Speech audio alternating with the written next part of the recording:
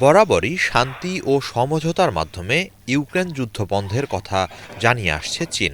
সমাধানে পৌঁছাতে নিজেদের নীতি অনুসারে কাজ করে যাওয়ার কথা জানিয়েছে দেশটি। মঙ্গলবার এক সংবাদ সম্মেলনে চীনের পররাষ্ট্র মন্ত্রণালয় জানায়, রাজনৈতিক উপায়ে ইউক্রেন সংকটের শান্তিপূর্ণ সমাধানের লক্ষ্যে গঠনমূলকভাবে কাজ করে যাবে তারা। সোমবার বেইজিংয়ে প্রেসিডেন্ট শি জিনপিংয়ের সঙ্গে হাঙ্গেরির প্রধানমন্ত্রী ভিক্টর অরবানের বৈঠকের প্রেক্ষাপটে একথা জানানো হয়।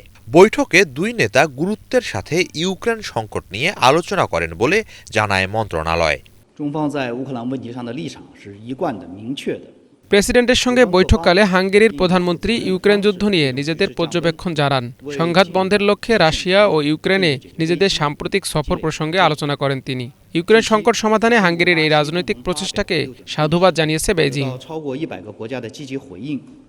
সংবাদ সম্মেলনে মন্ত্রণালয়ের মুখপাত্র লিন জিয়ান বলেন, যুদ্ধ বন্ধে আলোচনার পরিবেশ তৈরি করতে সব পক্ষকেই উত্তেজনা ছড়ানো বন্ধ করতে হবে।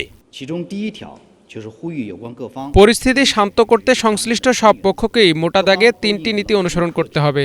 নতুন করে যুদ্ধের পরিসর বাড়ানো যাবে না, চলমান সংঘাত আরও জোরালো করা যাবে না এবং যে কোনো ধরনের উস্কানি দেয়া থেকে দূরে থাকতে হবে। চীন এই লক্ষ্যে নিজেদের মতো করে কাজ করে যাবে। ইউক্রেন যুদ্ধ নিয়ে চীনের অবস্থান সুস্পষ্ট উল্লেখ করে মুখপাত্র আরও বলেন, এই সংঘাতের সঙ্গে জড়িত সব পক্ষকেই দায়িত্বশীল আচরণ করতে হবে। হিজল জোবায়ের, বাংলা ভিশন।